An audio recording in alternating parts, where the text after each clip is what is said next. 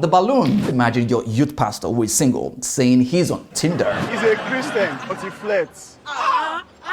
And records about 1 million marriages. Single people, don't be a stupid person online. You have to be intentional. They block you. They are looking for a husband. You will go and put them on your bio, Christian body. She was looking for a husband, but she met a stalker. It is often compared to Tinder, but with a Christian twist. Allows users to actually swipe left, swipe right. So, are Christian dating apps helping believers find love, or are they making us lose our values? Yes! Welcome to the show. How are you doing? It's me, TOLA Omoniyi, saying welcome to the TOLARATED Show. Let's have a pop the balloon show for Christian singles in Nigeria. This is what I said to my team, and a few of them gave me the look like, really? Really? But before we proceed, we all know what pop the balloon is, right? The pop the balloon show. Well, just in case you're too holy for that, let me explain.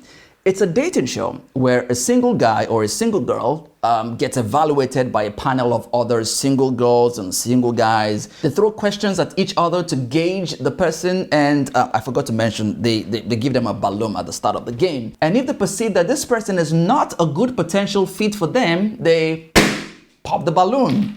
If the balloon remains unpopped at the end, they could make a match and start up a relationship that way. When you think of Pop the Balloon, right, you think of shows like Unpack, Anon's Mirage, and now Yuvan RG, host of Pop the Balloon Live on Netflix. Anyway, just a few weeks after this conversation, this new trend breaks loose on social media. I'm sure you must have seen it, but take a look at this. He's a Christian, but he has anger issues. No! He's a Christian, but he's insecure. No! He's a Christian, but he's stingy. He's a Christian, but he doesn't have good dress sense. Dress it. Oh my Lord, dress is cool. We can change him. He's a Christian, but he has a child outside wedlock. He's a Christian, but he flirts.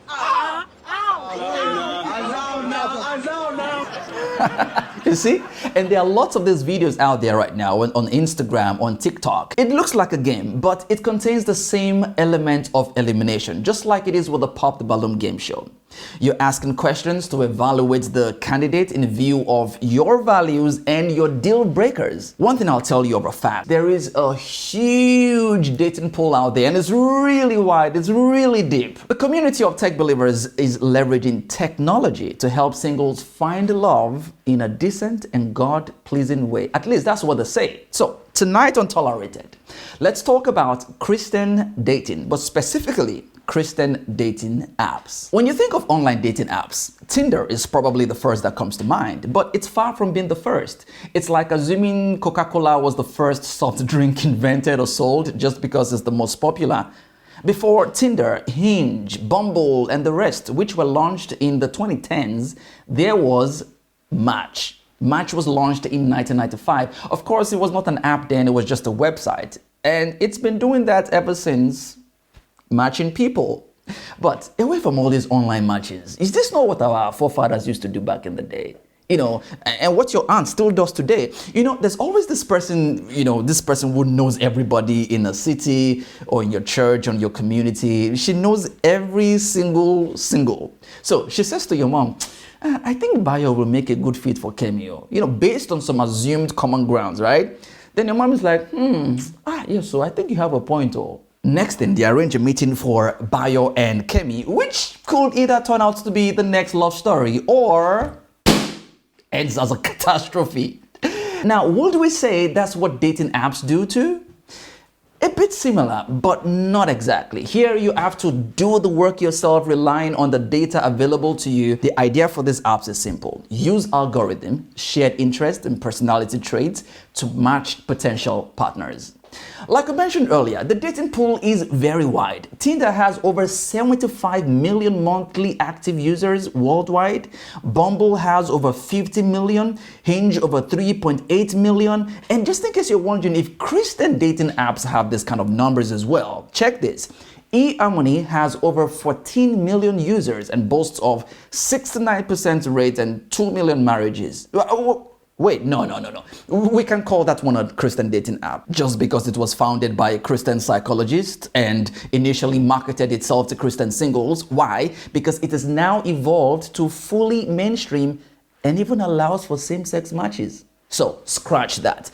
Let's get back to Christian dating apps. There's Christian Mingle with over 9 million users and records about 1 million marriages. Like we have Salt with over 1 million Christian singles. Higher Bond, Christian Connection. There's even Mutual. If we are being honest, despite the fact that there are lots of Christian marriages out there that resulted from dating apps, it still doesn't have good PR. In fact, Patty Guthrie says, I met my husband on a dating app. We've had mixed reactions when we tell people how we met. In fact, my husband Tom apparently told his cousins that we met through mutual friends just to avoid the awkwardness. But why is that? It could be due to some negative experiences that others might have had while at it, but let's hear from some professionals. Here, love, dating and marriage expert Dr. Kingsley Okonkwo is asked about his take on dating apps. What's your take on dating apps? I'm not a big fan, but however, I cannot say it has never worked, but I'm not a big fan. The reason is simple. A lot of times you fast-track a lot of things on a dating app. If you're on a dating app, there's only one reason you are there. Let us come there too to sleep around with girls, to waste girls' time or to waste boys' time. So I'm not a big fan. And in dating app, what has happened is that you've gone through a lot of process that ordinarily you would not go through that way. For in a church like this, there are many people you won't even talk to for too long. But in dating app, it has put all of us together. So we have fast-tracked things. Some people have gotten to the end and found out this person is not really my friend. But yeah, both of you have reached the end because dating app has paired you. So I'm not a big fan. But it doesn't mean it has never worked. It can still work, but I'm not just a big fan of it. There's got to be a transition when you go from online to offline in a healthy way before making a decision as to whether this is a quality person that you want to engage in a relationship with. So if you meet in technology, in the technical world, you have to go through the proper normal steps till you get to a physical interaction and then begin the normal process of dating that way to determine if they're qualified to continue into a commitment. I agree. Take it slow. It's more like rule 101 in dating. Don't make rushed decisions. So what are some of these casualties that could result from this? For starters, apps like Tinder seems synonymous to hook up. Now, just imagine your youth pastor who is single saying he's on Tinder or that he has a Tinder account. You just go full on judgmental on him. But why? It's just a dating app, right? But something in your head is screaming, hook up, hook up, hook up. And if you don't know what hook up means, just adjust the hook in your closet to face up. That's all. Maybe because the design and user experience in some way encourages casual dating, a sense of anonymity, emphasis on location, proximity, and mostly physical attraction rather than faith. Now, Christian dating apps, like the ones that we mentioned earlier on, emerged as a response to solve this problem, aiming to provide believers with a platform that aligns with their values. But wait, we're still talking about casualties, right? Let's start off the show with a story about a lady called Marla Perlin. Deseret magazine published an intriguing story about her in 2020. So let's talk about Marla. She discovered a dating app called Mutual. That's the one I told you before, made for the singles of the Latter-day Saints, right? And so she thought to herself like, oh, this is an exciting idea. Let me give it a try. Unlike Tinder, where she constantly had to filter out people who didn't share her faith, Mutual seemed like a safe space, or so she thought. She matched with this returned missionary who at the first glance seemed promising. He was successful, he looked fit, he was confident. It turned out that he was arrogant and pushy, and at that point Marla is like, I'm not doing this, I don't want to see you again. Now when she politely declined a second date, he said, don't lie to me. That response sent a chill down her spine and she immediately blocked his number. Now later that night, she received calls from 3 random numbers, all of them him. She received a message from an Instagram account from a guy claiming to live in her area. They exchanged a few messages and they asked her out. She was still kind of shaking, with that last experience, but she said, you know what, let me give it a try. She picked where she thought was the safest place that she could think of. As she arrived, her blood ran cold. It was the same guy. He had tricked her with a fake profile. Fear gripped her, but she stood her ground, telling him to leave her alone before rushing home. But home wasn't even safe either. The messages kept flooding in from more fake numbers, more fake accounts. What began as a hopeful search for love had turned into a horror movie pro max. Sorry, Marla. Turns out there was nothing mutual in this particular experience. She was looking for a husband, but she met a stalker who also created a false online identity to deceive her on multiple occasions, which leads us to one of the biggest concerns in the dating app world: catfishing. And Christian dating apps are not exempted. There are more than 400 million users on dating apps worldwide, but that does not mean there are 400 million singles looking for love. Yeah, some of those so-called users could be looking for cash instead through catfishing. You've heard about the term. In 2022, over a quarter of people on dating apps admit to being catfished that year. Well, now, would you be able to spot the signs before actually becoming a victim? Yes, there's the danger of being catfished, but is that not the case on platforms outside of dating apps as well, even on your social media accounts? In fact, it's safe to say your Instagram, TikTok, Twitter, or whatever social media site that you use, it could be some form of dating app. Yeah, look at this. Profile with picture and description, check. Flaunt photos to reflect your personalities, check. Captions or tweets to reflect your intelligence, your vibe, your interest, or your beliefs, check. Explore search, where you scroll, that could be your way of swiping. This includes checking other people's profiles as well, right? So that check. You can send or receive DMs, slide into the DMs, right? Check. And there's an added bonus. Instagram update doesn't allow the user automatically receive your message. So it comes as a request, which you can choose to accept or decline. And if the person accepts the message, that's more like a match. Again, check. And boom, we have a match. Check. Remember, a match doesn't promise that you are in a relationship already. You have to build it from there. And for a bonus, if you do anyhow on Instagram, they block you. You see what I mean? Now, here Pastor Dolapo Lawal gives some tips on this. God is telling you are going to get married this year. What's the intelligent action to do? Read my marriage books. Go out. Remove that your Instagram from private. If you don't do those things, you don't use to reply message. You that you are looking for husband, you will go and put them on your bio. Christian body. No responsible man will stay with you now. Remove that thing. Put lover of God, love children, and family oriented, love to travel. Your social media happen, everything that is there. Job, work. Some other people is not work, it's church. You're always crying. You have to mix it. You get what I'm saying? Let them see you play with your niece. Let them say God. And they give you game. Here is another solid advice from Pastor Bolaji Idowu, especially for the singles out there. Single people, don't be a stupid person online. You have to be intentional. How do you become present online? 5 tips. Number 1, on Instagram, have a page. On Twitter, have a page. On TikTok, have a page. If you cannot have a page on all of them, choose the best 2 or 3 and have page. Number 2, update your present regularly. Put pictures and look at who you are. Don't say because you're a girl now, you start putting bra. Whatever you don't want to sell, you don't advertise. So if you keep putting bra and pants, they're going to attack hookup relationship. They will think you're an escort girl. Put your picture in the office. Put your picture at home. Put your picture traveling. So they don't think you're looking for something. You are traveling with your own money. When you see people you follow that have similar values with them, comment in their comment section and put your comment intelligently. The reason why is that other Christians all over the world are viewing me. This girl said something very intelligent. Who is she? Bam, they go to your profile. But when you now talk like an olodo, they post something that put 100%, you put 2 hands. All those things does not reflect your intelligence. Be digitally present. I perfectly agree as well.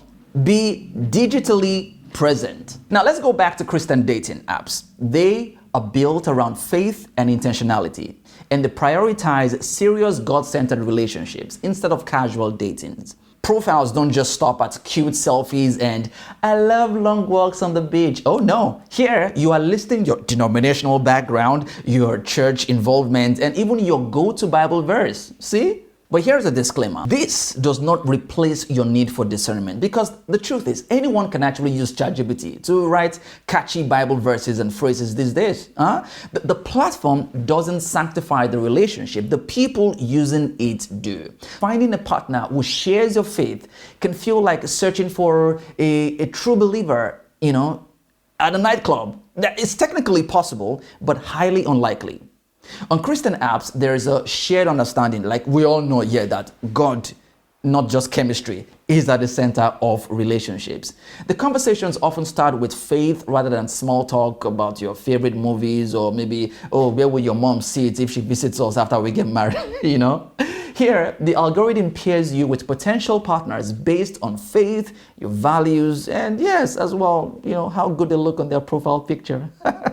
Now, let's talk about intentionality. While mainstream apps like Tinder are out there promoting, let's just see how this goes, let's just hook up. Christian dating apps are more like, if this isn't leading to marriage, why are we even talking? There's little room for the let's just vibe culture or that Netflix and chill, you know what I mean?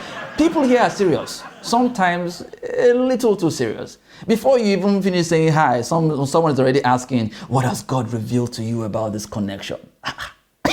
Which, depending on your mood, can be either spiritually refreshing or outright annoying, like, what is this? Forget about, do you like long walks on the beach? That's cute, but the real question here is more like, do you actively serve in your church, or are you just a Sunday sermon Christian? Because compatibility here isn't just about shared playlist, or maybe you have similar travel bucket list. It's about doctrinal alignment. Because let's be honest, a fire tongue-speaking Pentecostal and a quiet, hymn-loving Anglican, they might have a struggle or a problem to find a middle ground when the matters come to devotion.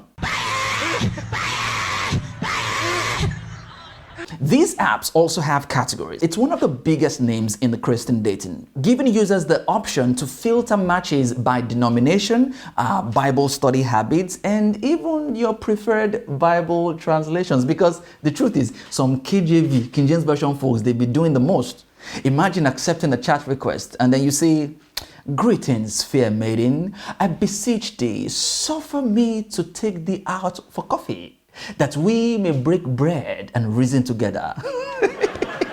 Or something like, "Verily, verily, I say unto you, thou art a lily among thorns. Amongst all these profiles, thine alone hath captivated mine eyes." There is no way that conversation won't lead to a 3-day marathon fast with some hot prayers. Well, should you desire a dating app with some extra sauce, you've got salt. You see what I'm cooking there? You see what I'm cooking? A Christian dating app that is beyond matchmaking. It fosters community by hosting interactive events and in-person gatherings. It was launched in 2018 to help believers find meaningful faith-based relationships. The app includes voice notes, video calls, global search options, which makes it easier for users to connect authentically. Now, while many users appreciate the app's extra features, some people have expressed concerns about the app's lack of active timestamps and occasional technical issues. So maybe we should be expecting another upgraded app, and maybe they can call that maybe Sugar or Light. I think Light sounds better. Light.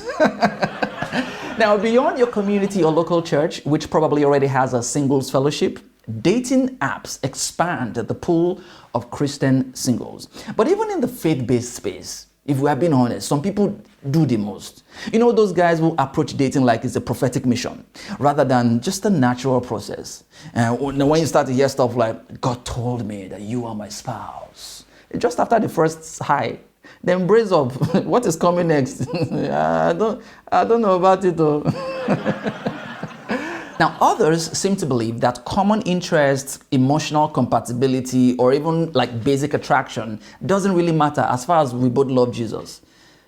Now, that is an entirely different conversation. Or tell me, what do you think? There is the reality that the online dating still comes with its fair share of challenges. Not everyone on this app are sincere as the Bible verse in their bio suggests, just as not every single in your church is certified good to go. Some people are dishonest, presenting themselves as spiritually mature while struggling with basic integrity. Some other people will ghost you even after long conversations about godly relationships. And then you're here asking yourself like, did this person get led by the Spirit to go and tarry in the wilderness? Just because someone lists John 3:16 on their profile doesn't mean they're genuinely working with God. Some users may pretend to be devout Christians just to attract a good partner. And I think that's a scam. Oh, did I mention the scam of using old photos? Sis, I agree, it is the same you. But these pictures you are posting in 2025, they were taken 12 years ago now. While we may agree that the branding for Christian dating app is different, human nature remains the same. The question isn't just whether Christian dating apps are different, but whether Christians use them differently. So there are users who still engage in non-committal dating, inappropriate conversations, and unrealistic expectations on these apps as well. I hear you, Marla. I hear you, Marla. Interestingly, some Christian dating apps like Christian Mingle come with different membership packages, free and premium. Now, premium members unlock extra perks like advanced messaging and better control features, while the free users, well, they just pray for a miracle. So basically, if you cannot afford the premium package, you are limited to people within your subscription. Wouldn't you love had a subscription fee? Upward is another popular dating site with over 1 million monthly users. It is often compared to Tinder, but with a Christian twist. Upward allows users to actually swipe left, swipe right, while also considering spiritual compatibility. Here, Bible verses replace cheeky pickup lines, and God-fearing is just as important as good-looking. Now, let me ask you, imagine there's a dating app that requires you to choose between good-looking and God-fearing to refine your search and streamline your selection process. My question is, which are you picking? Oh, that one, na collabo. When people refer to Upward as Tinder with a Christian twist, it might be more than just the similarity in design. Maybe there's more. Now take a look at this review by their competitor, Higher Bond. Let me tell you a little more about Upward. Upward is owned by Match Group, an $11 billion company that controls the majority of the dating industry, both secular and Christian. Match Group owns dating apps like Hinge, Match.com, and their flagship brand, Tinder, a casual hookup-style dating app. Now, here's something that may or may not surprise you. Match Group actually took the same technology and matchmaking process they use on Tinder, added the word Christian to the branding, and called it Upward. The two apps function nearly identically. How does Upward do when it comes to inappropriate content? Not great. For obvious reasons, I'm not going to show you on-screen examples, but it takes just a few seconds of swiping on the app to see an aggressive number of scantily clad photos that showcase excessive cleavage, sexually suggestive photos, shirt-off pictures, bikini pictures, and more. And all of this is completely fine with the company. There are absolutely no real restrictions against this in their community guidelines because they're a secular company that wants you to be able to express yourself. Additionally, and we will show you this one, the app gives you the ability to add stickers to your profile to show off what makes you uniquely you. Some of the options you have on a Christian dating app are Woke AF and Netflix and Chill, which, if you're not familiar with those terms, the F in Woke AF refers to the F word, and Netflix and Chill, according to dictionary.com, means to watch Netflix with a romantic prospect with the eventual expectation of sexual activity. So we can't take away the business part of all this. Not like this, millions of users are paying for subscription. And if the profit is the primary and only goal here, they need to keep users swiping, keep them addicted, and keep them subscribing. And worrying much about the impact of their spiritual lives will not be the case for them. Well, he didn't stop at just providing that update. He goes on to recommend a platform, his platform, Higher Bond. I started Higher Bond. Higher Bond is a new Christian dating app built to be safer, less stressful, and more Christ-centered. It's easy to use, there's no addictive swiping, and it's designed to form lasting marriages built on biblical values. Higher Bond is 100% Christian-owned, and the focus is on biblical values, traditional morals, and kingdom work. You're not going to get this with any other app. You are not going to get this with any other app? That's a bold claim right there. Upward, Christian Mingle, all of you, you may come and need to defend yourself on this one. But let's see, what's more about this Higher Bond app? What else do they offer? 100% of profiles are manually reviewed before they're given access to the platform. Yes, this means it may take a day or two before you're able to start using Higher Bond, but it enables us to do a better job of filtering out fake and spammer accounts. Additionally, 100% of photos on HireBond are manually approved before they're shown to members to prevent anything inappropriate from getting through. It's a lot of extra work on our end, but we think it's important. That right there is commendable. But again, the reality is that a platform doesn't make a relationship godly. The individuals in it do. Whether you meet the person online or you meet the person in person, the key is upholding biblical principles in your relationship. And some people might say, oh, does it not make you impatient? Does it not mean that you don't trust God for, and all of that? And yes, that might be a point. But again, faith without works is dead. The same way you don't just sit down and say, oh yeah, I'm not going to do anything. My husband or my wife is going to come to me. You go out, you make relationships, you make connections. That's the same thing, just that this time is on a different space. So the argument of saying that this is you not trusting God or you not having faith might not really hold water per se. But if dating apps become a shortcut to avoiding trusting in God's timing, or if they lead you to compromising your faith, then that's a problem. That might be more harmful than helpful.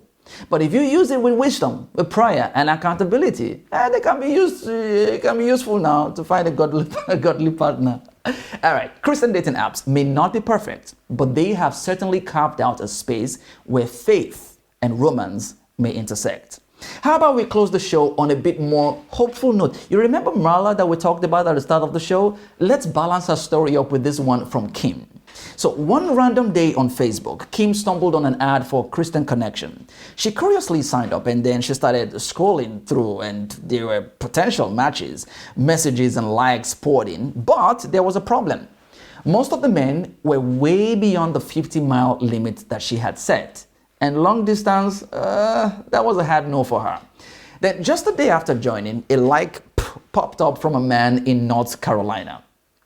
Her first reaction was to click on the delete button, but something stopped her, a nudge or a whisper maybe. So instead of deleting, she messaged him, explaining that she wasn't sure a long distance relationship would work because he was, like 800 miles away from her.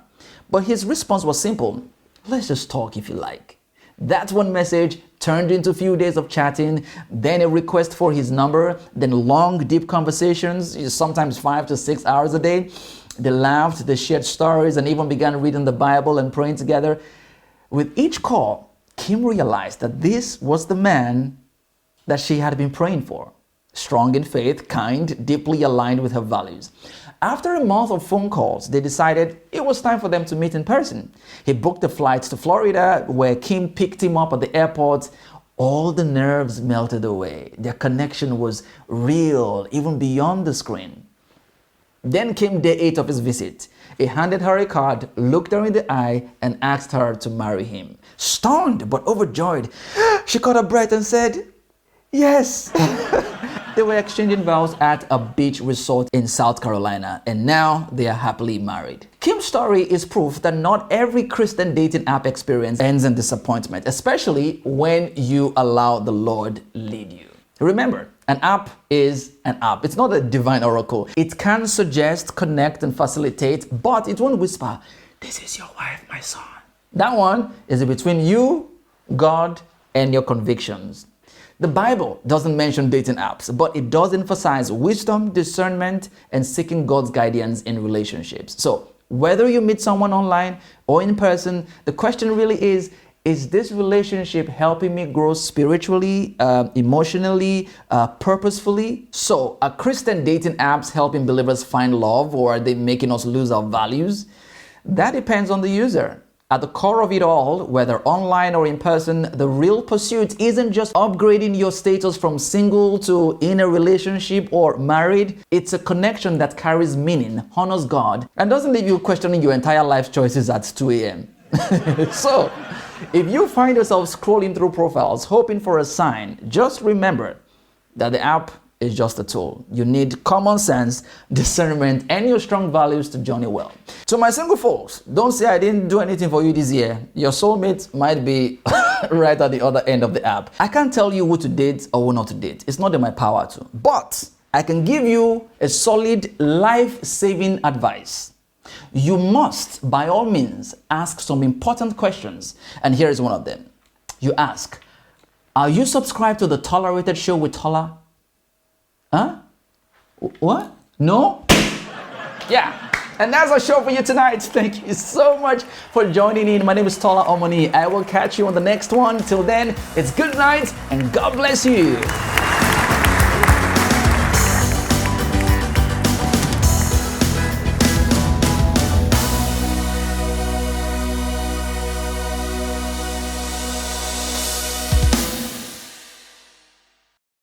Oh, wow. Look at you, man. You made it to the end of the video. You know, it's not everybody was going to see this video, you know, right? Because, yeah, some people probably tuned off already. But you were here. You're so special. Thank you. Please subscribe to the channel. Turn on the notifications, all right? So you don't miss out on the next video that we will be working on. Also, you can follow me on social media, on Instagram, at the TOLARATED Show. Thank you so much once again for joining us on the show. I'll catch you on the next one. Till then,